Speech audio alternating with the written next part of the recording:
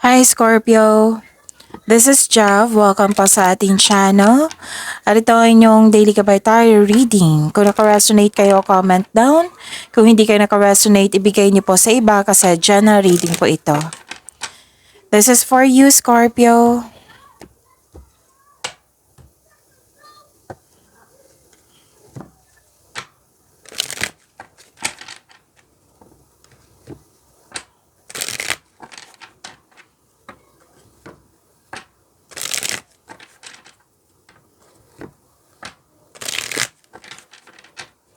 Para po ito sa inyo, Scorpio.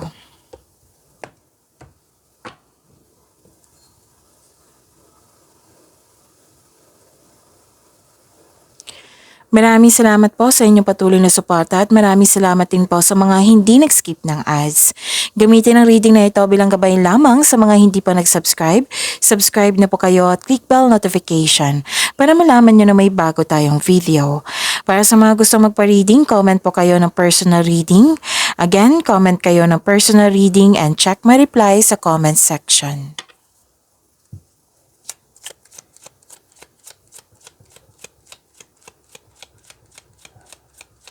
Spirits Guide mga ganap po para kay Scorpio. I need 3 cards po.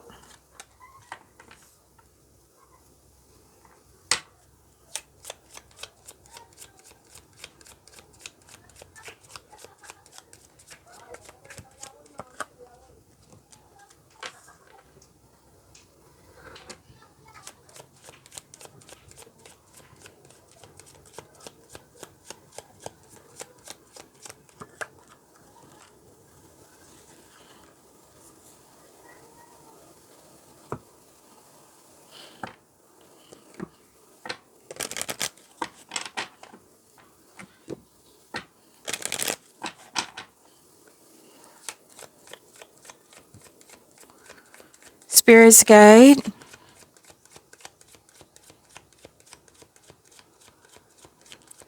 Angels, Archangels, Guardian Angels. Message po para kay Scorpio. I need 2 cards po.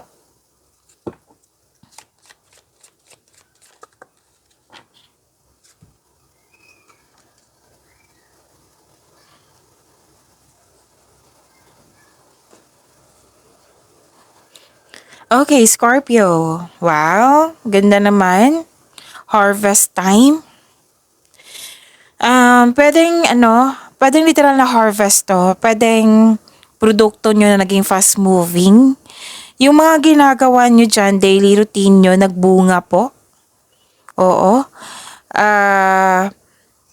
Nakikita ko rin dito na pwedeng sweldo nyo to or binigay mong serbisyo na nagbayad na sa iyo. Oo, binayaran ka. So yun ha, yung mga daily routine nyo, nagkaroon siya ng bunga. So may lakad kayo ngayon. Pwedeng kayo ang bisita or may bisita kayo ngayon. Or pwedeng dumating na news or information na bibigyan mo ng agarang aksyon or reaction. Tapos, may nakita rin ako ditong power, authority, and protection. Wow. So, may kausap ka regarding sa finances, sa career and money. And may malaking influence ng isang mother figure sa araw na ito. Pwedeng kayo ito or yung taong yun. So, pasensya na ha kung may narinig kayong medyo ingay ng mga bata. Naglaro po sa labas. So, hayaan natin kasi maganda ang energy niyan. So, focus kayo sa mensahe and don't worry kasi nakafocus ako sa reading natin ngayon.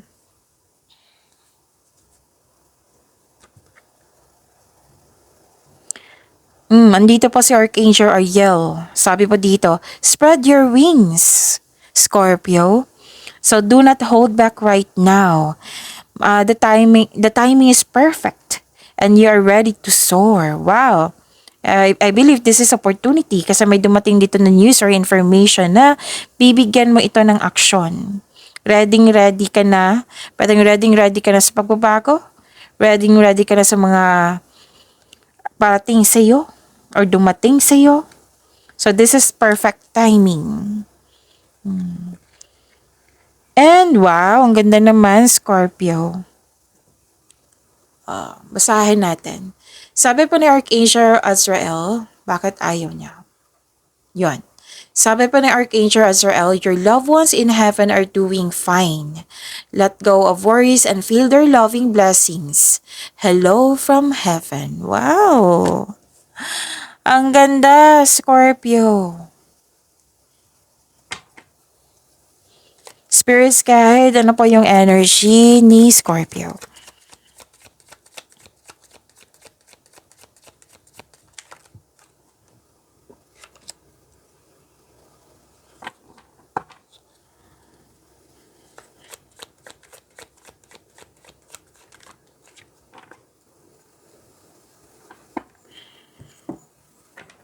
Kung may narinig kayo or may nakita kayong repeating message, like for example, nanood kayo sa weekly gabay tarot reading nyo kahapon. Oo. Na in-upload kahapon, nanood kayo ngayon. So, napanood nyo na ba yung upload natin kahapon? Ang ganda ng reading nyo kahapon ha, yung weekly gabay tarot reading nyo. So, yun. Anong tawag dito? May napansin kayo na repeating message. Kung napanood nyo yung weekly gabay tarot reading, tapos ngayon, example po iyan. Tapos may napansin kayo, that is, pinupush ng cards na kailangan nyo bigyan ng atensyon, solusyon at aksyon kung maaari po. Ano po ang energy ni Scorpio, which is ang ganda. Ang ganda nito, Scorpio. Yung sabi ko kanina sa inyo, na sabi ni Archangel Ariel na you're ready to soar. Handang-handa ka sa mga pagbabago, handang-handa ka sa new beginnings. And this new beginnings is nagkaroon ng abundance. Yes. This is a yes card of kakasabi ko lang ng yes. And this is actually a yes card. Oo. May parating na blessings po. Scorpio, gift from the universe.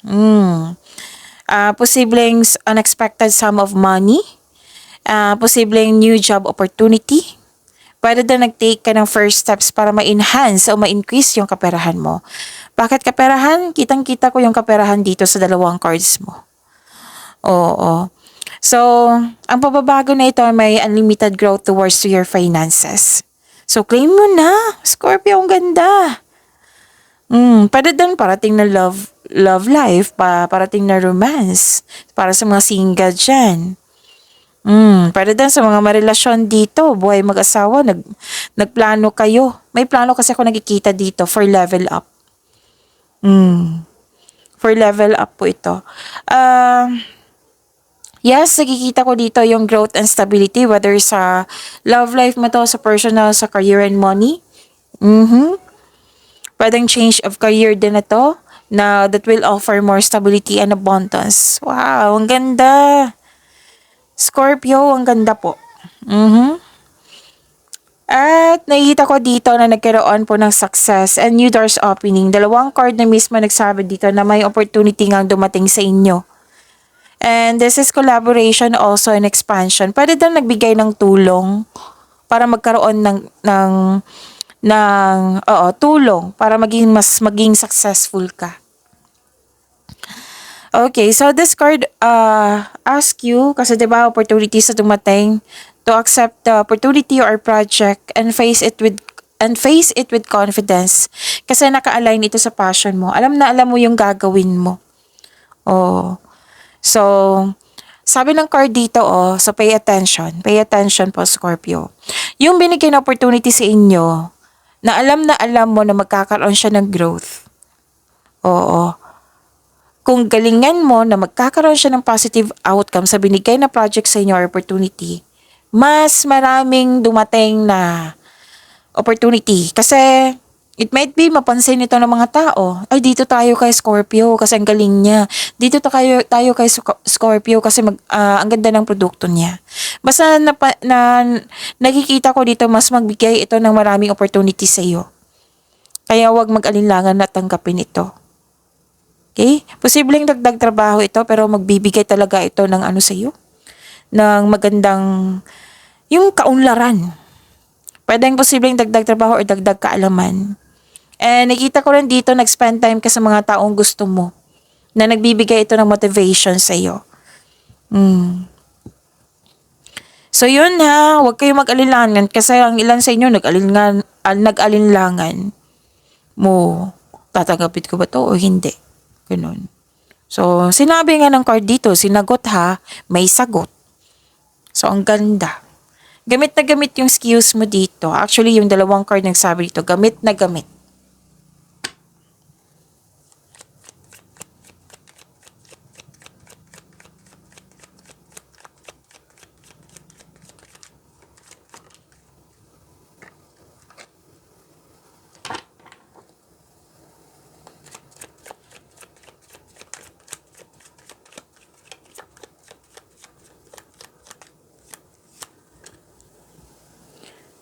Okay, ito yung sinabi. Sa career and money niyo po ito ha. Ito ba yung sinabi ng card nyo dito sa energy na huwag kayo mag-alinlangan? Oo, taasan din yung pasensya po. Kasi parang may hinihintay ka dito na kailangan like for example, kailangan mo pagkuha mo agad. Pero process yung nakikita ko dito eh. Na kailangan yung taasan yung pasensya nyo. At intindihin. Okay, kasi naging impatient po daw kayo dito. Pwedeng sa isang bagay, sa isang tao, sa sitwasyon, or may hinihintay kayo dyan. And, okay, now, listen, kasi medyo sensitive ito. Sayang, kung hindi mo mapansin. Pwedeng nangyari na ito na naalala nyo hanggang ngayon, bit-bit mo. Pwedeng mangyayari ngayon. Kasi nakikita ko dito na nagkaroon ng panluloko. Oo. Yung may nang loko sa inyo. Pwedeng hindi siya nagsabi ng totoo sa inyo na nag-expect ka na yun nga, yung nag-expect ka kasi nag-rely ka sa mga sinasabi niya. Pwedeng promises to na hindi niya nabigay. Pwede din na scam ka kasi may scam ako nakikita dito. So, pwedeng scam investment to. So, kung may mga offer dyan, pag-isipan niya na mabuti, pero don't hesitate too long. Huwag din magmadali. Yung tama lang. Oo. So, nagdesisyon ka dito ng yung mas naging madali na parang nag-rush kayo kasi may gusto kang kunin eh. So, yun, prepare yourself. And kung nangyari na ito, try to let it go. Dito na tayo mag-focus sa mag-control nyo sa present po. Para may expectation tayong better outcome sa future. Kasi kung mag-look back pa kayo sa nakaraan, magiging stagnant yung present mo. Paano na kaya yung future? Pag-isipan po ng mabuti yan. Pero kung ngayon to mangyari, na hindi pa nangyari, hindi pa naman ako na-scam Miss Jav. Like for example, ganyan ha. O, maging ano kayo, maging maingat kayo sa mga tao, sa offer nila. Kasi nakikita ko talaga dito yung scam investment. Nagkaroon ng scam kasi nagmamadali kayo, may gusto kang kunin, may gusto kang ma-achieve. So, kailangan ng mahabang pasensya dito. Kasi kung magkakaroon ka ng mahabang pasensya, may time ka na mag-isip, teka, kailangan ko ba itong tanggapin o hindi? Tapos, yung sabi dito na dumating na opportunity sa inyo na huwag nyo ipagpaliban kasi alam mo na magpapagbigay sa iyo ng growth. Pinagpaliban dito eh. Pinagpaliban. So, pay attention talaga kasi may sagot na yung cards dito sa inyong energy card. Pero at the end of the day, kayo naman po yung masusunod kasi buhay niyo po iyan. Pero kung ako yung tatanungin nyo, sayang kung ipagpaliban nyo.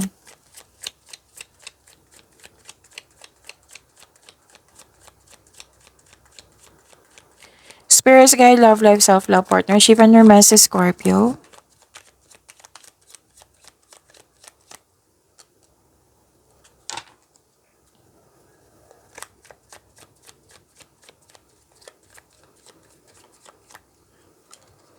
Actually, this is go signal, yung sinabi ni Archangel Ariel.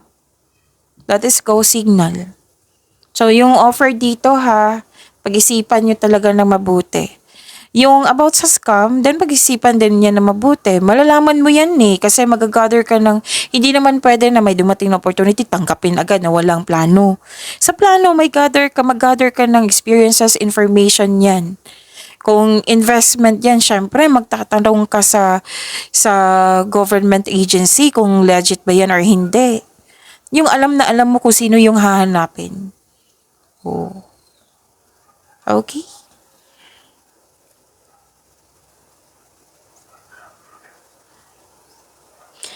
Nakikita ko dito na may hindi, anong tawag dito? Hindi nasunod yung gusto mo or plano, ideas. May tumanggi or may ayaw sumunod?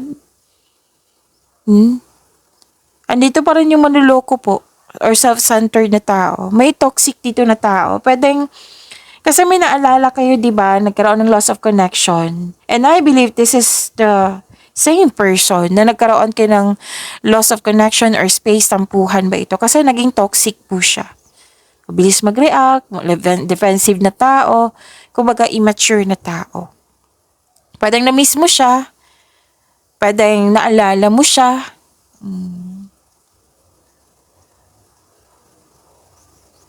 So, yung sabi ng card ha, na kaya you have to let it go. Oo. Kasi ang alam ko, ito, hindi to, bata pa to sa'yo, pwede. Pero adult na to eh. Ang nakikita ko dito, hindi to bata, adult. Adult yung nakikita ko. So, yun. May sariling isip naman yan. Huwag mong pahirapan yung sarili mo, Scorpio. Mag-focus kayo sa blessing, oh. Mhm. And may gusto kayong bilhin. Oo, nakikita ko dito. Kasi 'di ba may dumating sa inyo. Tapos may plano ka dito na may gusto kayong bilhin. So, ang advice ng card niyo po dito na anong tawag dito? Na control yourself.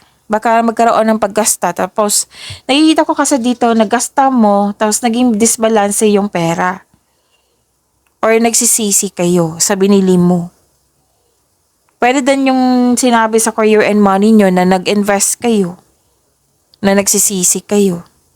Or di kaya may mapanilang na tao talaga. Sino ba to, Miss Jav? Yan yung usually makikita ko sa comment section. Oo. So, alamin nyo, i-ask nyo yung intuition nyo. Kung sino ito. Malalaman mo yan eh. Offer pa lang, proposal pa lang, or yung mga tumatanggi sa'yo. Hindi sumunod. May problema ka talaga dito. I think lumabas to sa monthly by tarot reading nyo sa first half of the month, sa daily nyo last week, or yung week, okay? Ang week ngayon, at sa weekly nyo. Parating mo tong kasama, for sure. Yung nagbibigay ito ng sakit ng ulo sa'yo. If I were you, Scorpio, madasalin ka eh. Pagdasal mo, i-mention mo yung name niya. Si God na bahala sa kanya. Okay, napapaos na ako, Scorpio. Okay, napapaos na ako, so excuse me. Yun. Kasi na-confuse ka kasi may tao dito na hindi totoo. Pwedeng na-miss mo siya, pwedeng andyan siya na problema mo. Actually, yung universe, nagbibigay talaga ng support sa iyo. And yung universe, yung nagbigay ito ng blessings na makapag-happy sa iyo. Lalo na tong hello from heaven. Ang ganda niyan. So yun mag-focus kayo sa makapagbigay ng happiness sa iyo. Kung hindi niya kayang magbigay ng happiness sa iyo, then hanap ka ng paraan na magiging happy ka. Make yourself happy, syempre. Oo. We cannot please everyone, Scorpio. May sarili niyang choices, may sarili niyang desisyon. Lalo na yung pinoproblema mong tao na adult na yan. I believe the adult na yan. May sarili na ng choice. So, yun, gamitin niyo yung lakas niyo, yung faith niyo kay God na isurrender mo yung taong yun. Na sabihin nyo na, i-mention mo yung name, sana magbago siya para sa kabutihan, sana maging sensitive din siya na nasasaktan ako sa mga ginagawa. Sinasabi niya, ganun. Okay, so make yourself happy kasi ginawa talaga ng universe na make happy ka niya. So, hello from heavens. Your loved ones in heaven are doing fine. Let go of worries and feel their loving blessings. Wow, loving blessings. Okay, so pag-imanin niyo po yung blessings na binigay sa inyo, Scorpio. See you tomorrow. Maraming salamat po.